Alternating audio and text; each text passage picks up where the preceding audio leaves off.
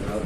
সৰ্বপ্ৰথমত মই অসমবাসী ৰাইজক আন্তৰিক অভিনন্দন জ্ঞাপন কৰিছোঁ। তাৰপিছত কথা হ'ল আপোনাৰ যিটো আজি এইকেইদিন ধৰি যিটো চাই আছোঁ অসমৰ যিটো পৰিস্থিতি, জুবিন দা যোৱাৰ পিছত খালি চব ঘৰে ঘৰে দেখা পাই আছোঁ, চবে জুবিন দাৰ ক্ষেত্ৰত কৰি চকু পানী পেলাইছে। কিয় পেলাইছে? এই যিটো জুবিনৰ যিটো মৰম আছিল, স্নেহ আছিল আমাৰ এই 140 কোটি মানুহৰ ওপৰত, সেইটো ইমান দিন দেখা যোৱা নাছিল, কিন্তু এতিয়া মৰাৰ পিছত স্পষ্ট হৈ গৈছে। আৰু মই সিদিনাখন এটা নিউজত চালোঁ যে এটা মানুহে ক'ব যে যিটো পলিটিকেল লৈ যিটো কথা লৈ আছে সাম্প্ৰদায়িক যিটো আছিল ধাৰণা আছিল, ঠিক এই মুমেণ্টত সেইটো নাই।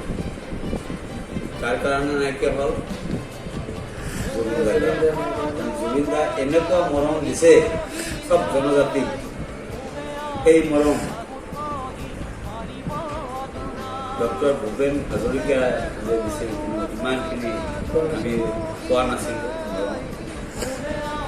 আজি 40,000 গানেৰে আমাক যিখিনি সন্তুষ্ট কৰিছে, আমি তেওঁৰ কাৰণে একো কৰিব পৰা নাই, দুখিত।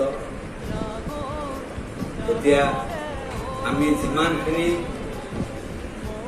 দিন আমি জীয়াই থাকিম বা আমাৰ ল'ৰা ছোৱালী জীয়াই থাকিব, এনেকুৱাই হ'ব লাগে যাতে জুবিন গায়। আমি গম পাম জুবিন গায়, কিন্তু আমাৰ যে ল'ৰা ছোৱালী আছে তেখেতৰ যাতে এই প্ৰশ্নটো যাতে নকৰে জুবিন গায়। এনেকুৱা ধৰণৰ কিতাপত লিপিবদ্ধ থাকিলে ভাল হ'ব, যাতে এই যেনেকুৱা গৰু এটা বাচ্চা তাক খোজকাঢ়া শিকাই দিব নালাগে, সি আপনা আপনি খোজকাঢ়ে, ঠিক আপনা আপনি যাতে গম পায় জুবিন গায়। এই অসমবাসী এই এটা কৰি মোৰ মনৰ যিটো